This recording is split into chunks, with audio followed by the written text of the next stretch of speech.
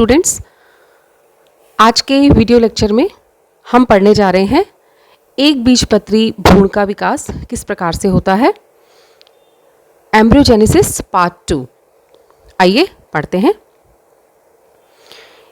इससे पूर्व के लेक्चर में हमने पढ़ा था कि एम्ब्रियोजेनेसिस किस प्रकार से होता है द्विबीजपत्री भ्रूण के। आज हम पढ़ते हैं मोनोकोटिलिडन्स में भ्रूण का विकास या एम्ब्रियो डेवलपमेंट किस प्रकार से होता है। मोनोकोटिलिडन्स एम्ब्रियो में एम्ब्रियोनल एक्सिस से एक सिंगल कोटिलिडन उत्पन्न होता है, जबकि डाइकोटिलिडन्स एम्ब्रियो में दो कोटिलिडन्स उपस्थित होते हैं, प्रेजेंट होते हैं, जो कि लिटरल पोजीशन पे होते हैं। हाउएवर दोनों ही एम्ब्रियोज में मोनोकोटिलिडन्स हो या डाइकोटिलिडन्स हो, उनमें जो स्टार्टिंग की डेवलपमेंट की स्टेजेस हैं, अर्ली स्टेजेस हैं, उनमें कोई बहुत ज़्यादा अंतर नहीं होता, वो एक जैसी होती हैं। ग्लोबुलर स्टेज तक दोनों में ये डेवलपमेंट मोनोकोटिलिडन्स एम्ब्रियो और डाइकोटिलिडन्स एम्ब्रियो में एग्जैक्टली सेम होता है। सब्सिक्वेंटली मोनोकोटिलिडन्स एम्ब्रियो में एक सिंगल कोटिलिडन डेवलप होता है, और जबकि डाइकोटिलिडन्स में ये दो कोटिलिडन्स पाए जाते हैं। ओरिजिन किस प्रकार से होता है? मोनोकोटिलिडन्स में ऐसा माना गया है कि मोनोकोटिलिडन्स जो हैं वो डाइकोटिलिडन्स से उत्पन्न हुए हैं, either by fusion of two cotyledons, दोनों बीजपत्रों के आपस में फ्यूजन होने से, या फिर किसी उनमें सप्रेशन होने से, या फिर दोनों में से किसी एक कोटिलिडन के डिसअपीयर होने से। तो ये इस प्रकार होना माना गया है। लेकिन कुछ वर्कर्स या कुछ साइंटिस्ट ऐसे हुए जिन्होंने जो इस मत से सहमत नहीं है। उन्होंने कहा उनके अकॉर्डिंग मोनोकोटिलिडन्स में एक सिंगल कोटिलिडन पाया जाता है, एक बीजपत्र ही पाया जाता है, जो कि एम्ब्रियोनल एक्सिस के टिप से उत्पन्न होता है, ना कि डाइकोटिलिडन्स की तरह लेटरल पोजीशन से। हेंस दोनों कोटिलिडन का फ्यूजन प्रोडक्ट नहीं है मोनोकोटिलिडन्स में, यानी कि एक बीजपत्र जो है दोनों कोटिलिडन्स के फ्यूज होने से नहीं बनता है। ऑन्टोजेनिक स्टडीज जो है ये बताती हैं कि डाइकोट एम्ब्रियो और मोनोकोट एम्ब्रियो में डिफरेंसेस क्या हैं। ये डिफरेंसेस हैं उनकी डेवलपमेंटल प्रोसेस में। ये डिफरेंसेस हैं टर्मिनल क्वाड्रेंट की जो सेल्स हैं उनकी पोजीशन, जो कोटिलिडन्स और एपिकोटाइल बनाने के काम में आती हैं, यानी कि टर्मिनल क्वाड्रेंट की जो सेल्स हैं जिनसे कोटिलिडन्स और एपिकोटाइल बनता है, उनमें से कौन सी सेल्स जो है कोटिलिडन बनाने में उपयुक्त होती हैं, प्रयोग होती हैं, कौन सी सेल्स जो है पार्टिसिपेट करती हैं, इसके अकॉर्डिंगली डिसाइड होता है कि मोनोकोटिलिडन्स होगा है या डाइकोटिलिडन्स होगा। डाइकोट एम्ब्रियो के अंदर कोटिलिडन्स, जो क्वाड्रेंट की जो सेल्स कोटिलिडन्स बनाती हैं, वो अपोजिट साइड पर होती हैं, opposite cells of the quadrant, और जो कि मोनोकोटिलिडन्स सेल्स के अंदर जो क्वाड्रेंट की जो सेल्स हैं जो कोटिलिडन बनाती हैं, वो दो एडजेसेंट सेल्स होती हैं। नाउ एम्ब्रियो का डेवलपमेंट कैसे होता है? डेवलपमेंट ऑफ एम्ब्रियो, यहाँ पर हम एम्ब्रियोजेनी पढ़ते हैं लूजुला फ्रॉस्टेराई की, जो कि जंकेसी फैमिली का मेंबर है, और ये मोस्ट कॉमन टाइप है मोनोकोटिलिडन्स एम्ब्रियो में। प्रथम विभाजन, ये साथ साथ आप डायग्राम देखिए। फर्स्ट डिवीजन, जाइगोट का जो प्रथम विभाजन है वो ट्रांसवर्स डिवीजन होता है, ये देखिए, जिसके फलस्वरूप दो सेल्स बनती हैं, एपिकल सेल और basal cell, CA and CB। Apical cell में दो वॉल्स बनेंगी at right angles to each other, जिससे कि एक क्वाड्रेंट स्टेज आ जाती है। साइमल्टेनियसली बेसल सेल यानी कि CB, इसमें ट्रांसवर्स डिवीजन होता है जिसके फलस्वरूप दो सेल्स बनती हैं, एक एम और एक सी आई। इससे हम इसको डिफ्रेंशिएट करते हैं। अपर डेरिवेटिव जो एम है जो कि क्वाड्रेंट के पास है वो क्वाड्रेंट के साथ ही कॉन्टिग्यूअस हो जाता है, और लोअर डेरिवेटिव सी आई जो है इसमें फिर से ट्रांसवर्स डिवीजन होता है जिसके फलस्वरूप दो लेयर्स बनती हैं, एक बनती है एन और एक बनती है ओ। इस स्टेज पर क्वाड्रेंट में भी डिवीजन होगा। क्वाड्रेंट में डिवीजन होने के फलस्वरूप क्या होगा, ट्रांसवर्स डिवीजन होगा जिससे दो लेयर्स बन जाएंगी, दो रीजन्स बन जाएंगे। एक हो जाता है इसके अंदर एल रीजन और दूसरा हो जाता है एल डैश रीजन। इसमें L forms the basal part of the cotyledon और एल डैश जो है वो कॉटिलिडन का अपर पार्ट, हाइपोकोटाइल और प्लूम्यूल बनाता है। यानी कि एल जो पार्ट है ये कॉटिलिडन का बेसल पार्ट बनाता है और एल डैश जो है वो आगे चलकर कॉटिलिडन का अपर पार्ट, हाइपोकोटाइल और प्लूम्यूल का निर्माण करता है। जो प्रो एम्ब्रियो की बाकी कोशिकाएं हैं, बाकी सेल्स हैं, वो अदर एम्ब्रियो के दूसरे पार्ट्स बनाती हैं। जैसे एम, ये दिस एम जो है वो इससे पेरिब्लम और रूट कैप का अपर पार्ट बनेगा।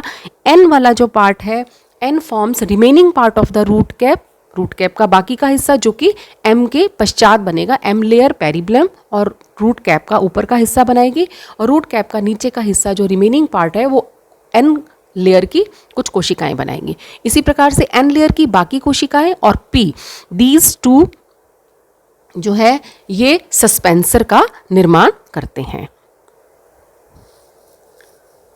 ये आगे हम पढ़ते हैं पोएसी फैमिली के अंदर ये एम्ब्रियोजेनी पोएसी फैमिली की किस प्रकार से होती है। एक बीजपत्री या मोनोकोटिलिडन्स में Poaceae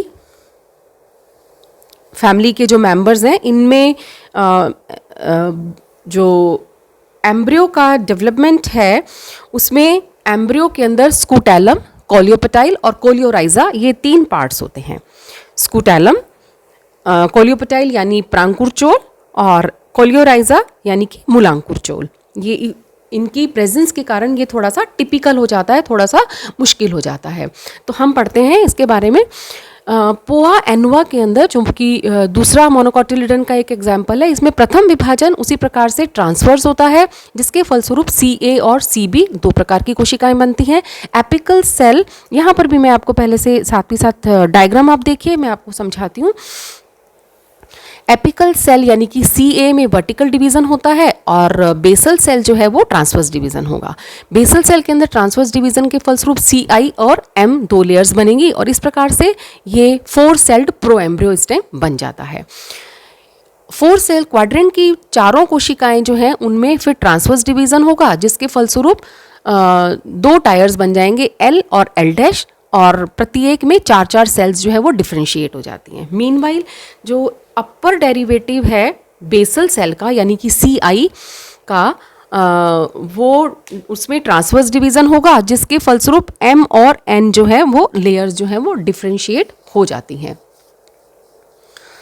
subsequently M and L cells जो है उनमें वर्टिकल डिवीजन होगा जिसके फलस्वरूप एन डैश जो है एम और एल एन सेल्स के अंदर वर्टिकल डिवीजन होता है और एन डैश जो है वो ट्रांसवर्स वॉल बनाती है।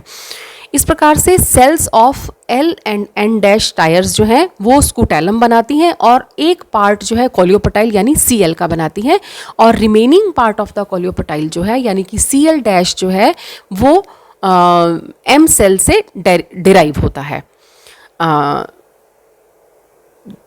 इस प्रकार से ये जो एम सेल्स हैं वो स्टेम टिप भी बनाती हैं जिसे हमने पीवी से प्रदर्शित किया है और पेरिब्लम भी बनाएगी। ये जो पीएवी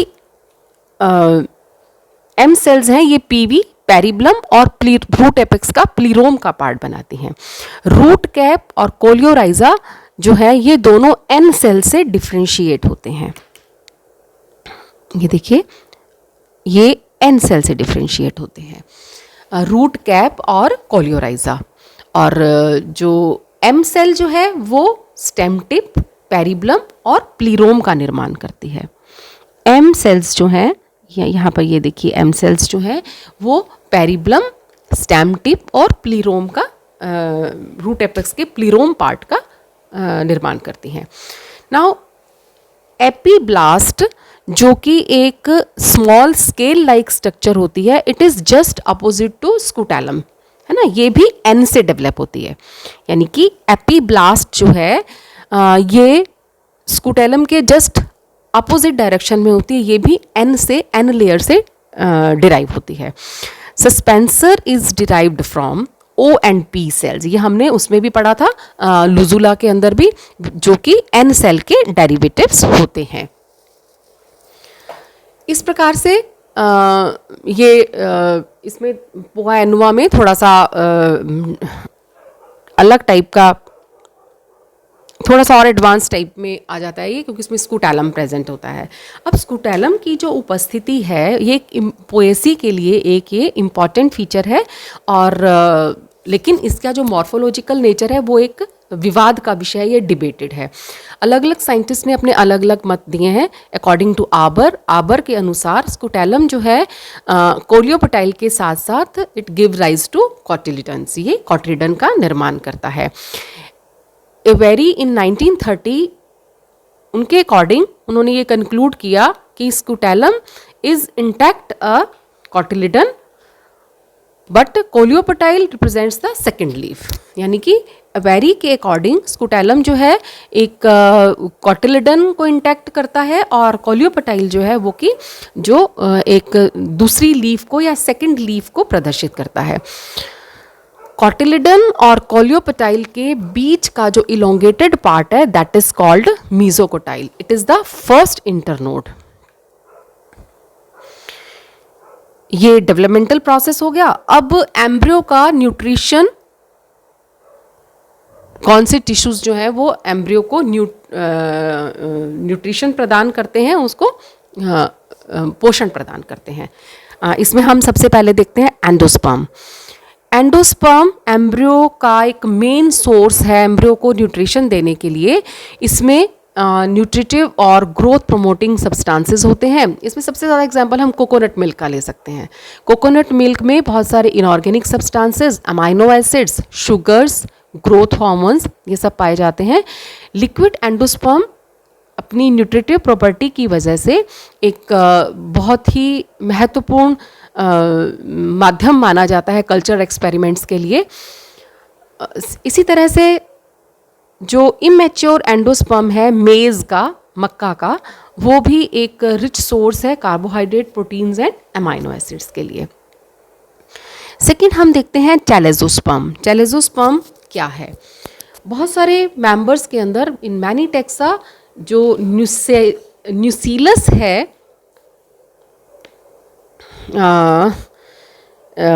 ये टेक्सा में एग्जाम्पल हम ले सकते हैं साइनेस्ट्रम। इनमें न्यूसेलस का अधिकांश भाग जो है वो बीज विकास के समय, यानी कि जब सीड डेवलपमेंट होता है उस समय डिसइंटीग्रेट हो जाता है, डिसऑर्गेनाइज हो जाता है। और परंतु कुछ कोशिकाएं जो चैलेजल एंड पर पाई जाती हैं वो डिवाइड होती हैं, और डिवाइड होकर वो एक न्यूट्रिटिव टिश्यू का निर्माण करती हैं, जिसे हम चैलेजोस्पर्म कहते हैं। न्यूसीलस एंड पर होता है। इन सेल्स में स्टार्च और फैट्स बहुत आयत में पाया जाता है। They are rich in starch and fats, और ये डेवलपिंग एम्ब्रियो को न्यूट्रिशन प्रदान करता है। आगे आता है पेरिस्पर्म। ये पेरिस्पर्म या परिभ्रूण पोष क्या है? एंडोस्पर्म के चारों ओर एम्ब्रियो सैक या एंडो भ्रूण कोश के चारों ओर जो ये न्यूसीलर टिश्यू पाया जाता है उसे हम पेरिस्पर्म कहते हैं। यानी कि nucellar tissue present around the embryo sac is known as perisperm. ये एमरैंथेसी, कैनेसी, पाइपरेसी, कैपरिडेसी एटसेट्रा इन सब में पाया जाता है। इसे हम परिभ्रूण पोष कहते हैं।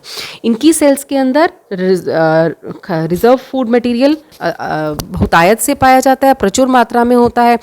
पाइपर नाइग्रम में जो एम्ब्रियो सैक है वो बहुत ही कम विकसित होता है और एम्ब्रियो और पेरिस्पर्म के बीच एक थिन सी लेयर के रूप में प्रेजेंट होता है।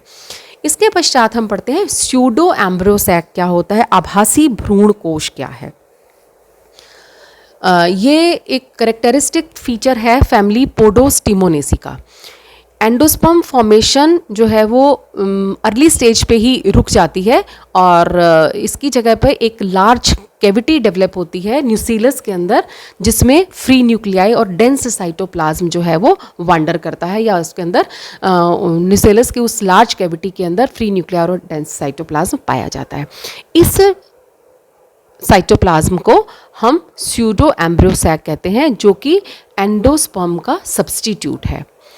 ये कैसे बनता है? ये बनता है न्यूसीलर सेल्स की वॉल्स के ब्रेक डाउन होने से, उनके डिसइंटीग्रेट होने से ये एंडोस्पर्म का निर्माण होता है।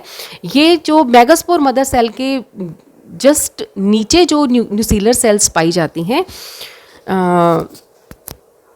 न्यूसीलर सेल्स जो एंडोस्पर्म मेगास्पोर मदर सेल्स के जस्ट नीचे पाई जाती हैं, उनमें वॉल्स जो हैं वो ब्रेक डाउन हो जाती हैं, टूट जाती हैं और डिसइंटीग्रेट हो जाती हैं। तो इस प्रकार से ये एक साइटोप्लाज्म जिसमें बहुत सारे फ्री न्यूक्लियाई वांडर करते रहते हैं, इधर उधर घूमते रहते हैं, तैरते रहते हैं उस साइटोप्लाज्म के अंदर।